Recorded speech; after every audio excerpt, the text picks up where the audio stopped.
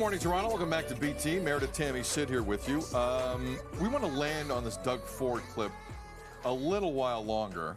Tammie's been reporting for now a few days now on this joke he made at a ribbon-cutting ceremony for a new King Animal Hospital, where he talked about sending overflow patients there for MRIs and CT scans. It's worth showing again. Here it is.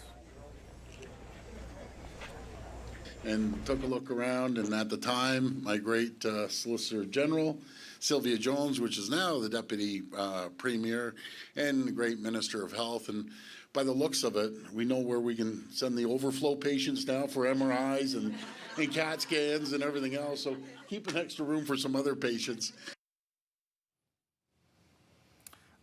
Honestly, Mayor, that was when I first saw that, I'm like, that's not what he meant, right? I know. That's not what he meant, and it's kind of what he meant. He was joking, according to his office. That was the statement that came out after that. Your thoughts? Yeah, I mean, I think that is, I'm just going to really hope that that is not what he meant, that he was meaning to compliment the facility that he was speaking in front of. But it is a major misstep given the state of healthcare right now in this province, not only for us who have to use it, but the people who are working so hard in it right now. And I think, you're looking for leadership in those moments of real crisis, which we are in. And I think, we have an awareness of it.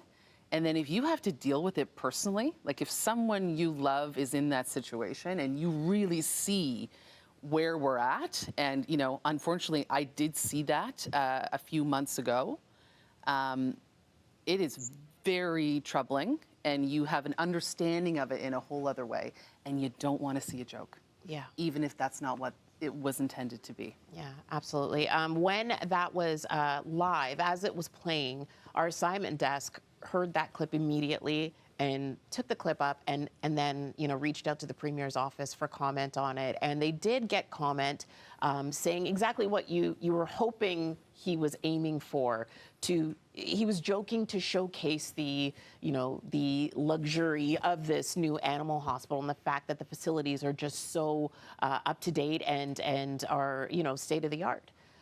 However, like you said as well, Mayor, when it comes down to people who are facing it, I just heard a quote from someone who we know who said that they're looking for an MRI and they were quoted 6 to 8 months to get one. And this is an issue that they want to resolve and hopefully be able to get fixed sooner than that, well sooner, at least know what the problem is.